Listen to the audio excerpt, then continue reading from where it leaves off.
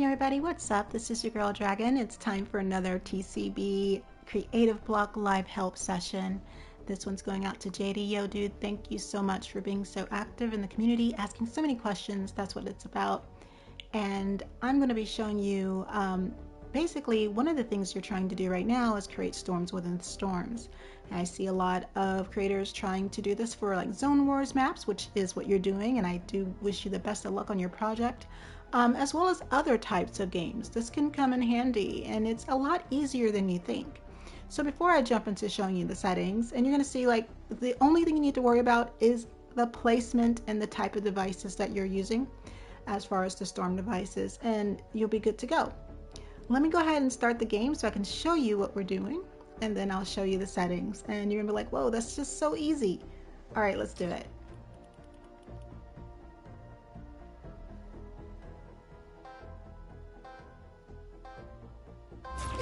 Alright, so let's say this is your pregame area and you don't want a storm to be here. You can see that this area is safe, the storm doesn't move, it just sits. I created two other safe areas. Here the storm doesn't move, it just sits, right? But you can see there's storms within storms. And then here's another safe area. The storm does not move, it just sits. However, there is an active area where we have an active storm. You can see that storm is moving, and it's sizing down right now, and this is where your players will be like within their zone. Let me get there, right?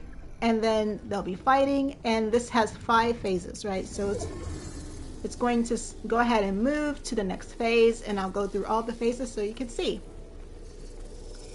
Right, let's go ahead and you see it's moving to phase 2, but at the same time, let's say you have a pre-game area or a game area where players are coming in and the game is live.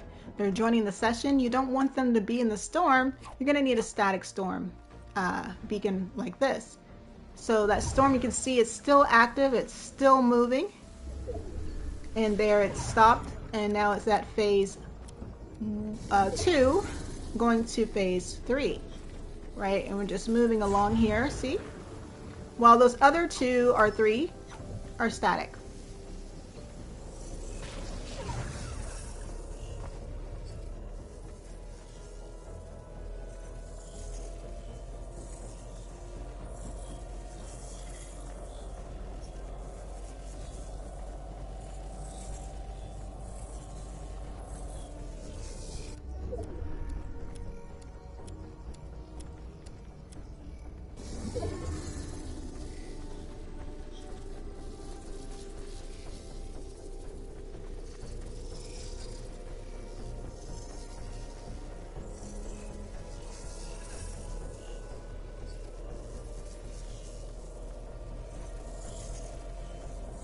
And I think this is the last phase.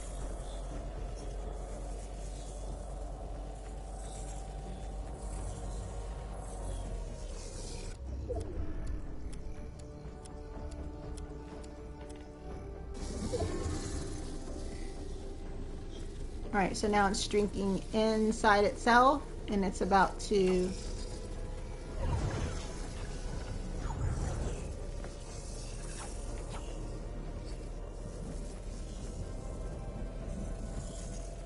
in the phase here. And you can see that the other storms are still static.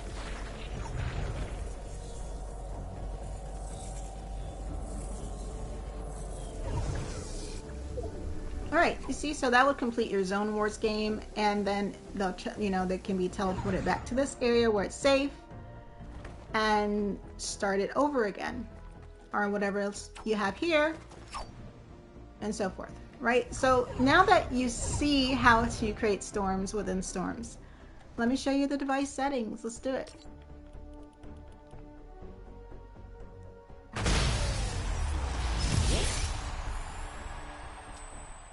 Now it's very important to remember that you're going to have to set the radius depending on how big your pre-game area is or your game lobby area is.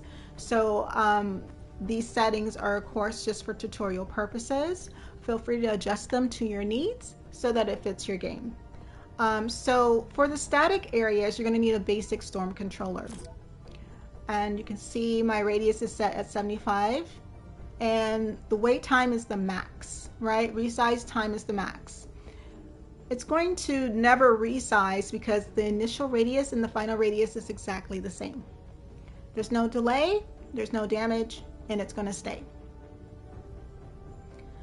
And you can set the move time to the max, and you can see that it stayed throughout the entire time the other storm was moving. There's no functions, there's no events. Each static beacon, and again this is the basic storm controller, the settings are the same with different radius sizes, right? And then this one here, there we go. Again, a smaller radius size, everything else the same. These will not move, they're static, and you can see that they have to make, you have to make sure that these do not cross each other. They have to be set far enough apart so that they don't intertwine. All right, cool. Now let's talk about the moving storm. So the moving storm you have to set up a little bit different. And let's first start with the main portion here, and this is phase 1 here. You're going to need advanced storm beacon and an advanced storm controller. And of course you need the same amount of beacons for the amount of phases that you're going to need, or how many phases you want to have in your game.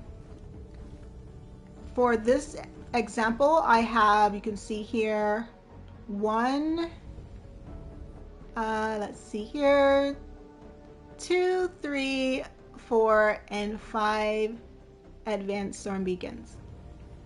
And each of those represents a phase of their own. So let's go ahead and check out the advanced storm controller. And if you're not generating the storm at game start, let's say you want it to activate as soon as they come into the area, you want to make sure you set this on no, and then generate storm when receiving from. Set whatever event you want to trigger the storm or the system to begin. Okay, for this tutorial I have it set to yes, and you want to make sure it is set to use custom storm phases. Set your radius whatever you like for the first phase, and finish behavior is stay.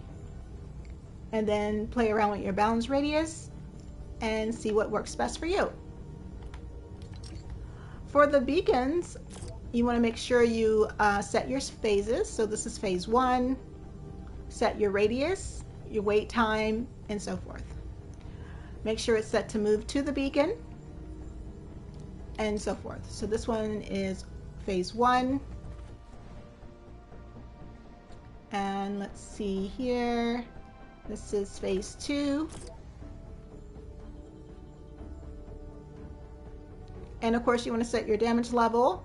Again, this is just tutorial purposes, so we have it set to 1%.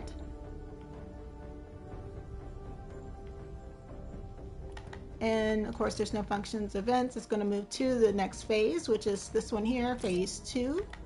Oh, this one's phase 3. Oh yeah, phase 3. My bad. Phase 3, and then phase 4.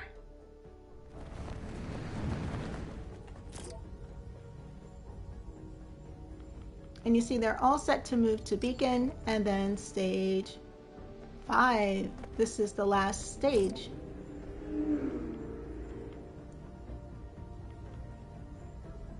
All right, and that was the stage where you saw it closed up on itself, and the players see if they survive, and you should have your last standing game settings and everything set up for that.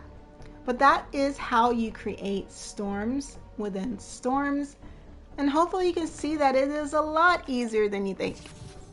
All right, thanks for this request, and I hope it is beneficial. I'll see you in the next one. Bye.